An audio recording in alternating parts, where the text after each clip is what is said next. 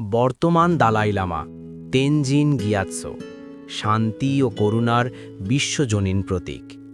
তিনি শুধু তিব্বতের নেতা নন, মানবতার কণ্ঠস্বর। ১৯৩৫ সালে তিব্বতের আমদো অঞ্চলে জন্ম। এক সাধারণ কৃষক পরিবার থেকেই শুরু তার মহাজীবন। জন্মনাম ছিল লামোধণ্ডুপ। ২ বছর বয়সেই চিহ্নিত হন দালাই লামার পুনর্জন্ম হিসেবে।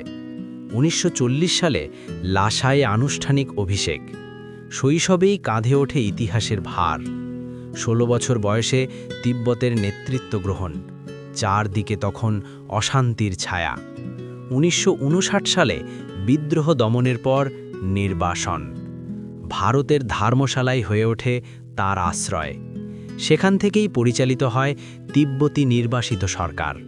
শান্তির আহ্বান ছড়ায় বিশ্বজুড়ে।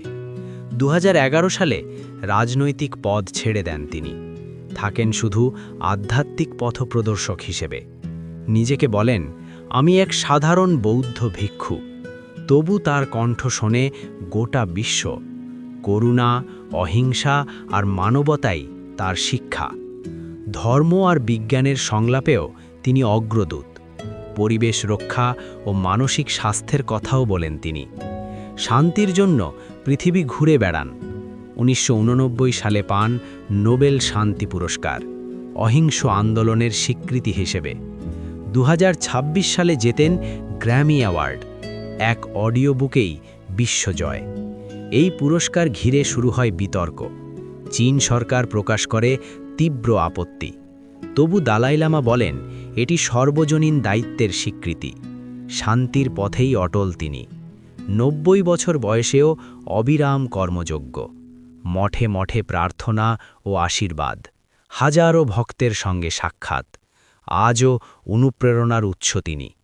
তিনি বলেন, ১৩০ বছর বাঁচতে চান, আরও বেশি প্রাণীর কল্যাণে কাজ করতে। সবচেয়ে আলোচিত বিষয় উত্তরসূরি প্রশ্ন, কে হবেন পরবর্তী দালাই লামা? তিনি স্পষ্ট করেছেন, পুনর্জন্ম নির্ধারণ করবে গাদেন ফোড্রাং ট্রাস্ট, চীন সরকার নয়। এই ইস্যুতে আন্তর্জাতিক মহলে আলোড়ন, তিব্বতীদের মধ্যেও গভীর আগ্রহ। তিনি বলেন, প্রয়োজনে পরবর্তী দালাই লামা নারীও হতে পারেন, যদি তা বেশি কল্যাণ বয়ে আনে। তার জীবন শেখায় সহানুভূতির শক্তি। অহিংসাই পারে পৃথিবী বদলাতে।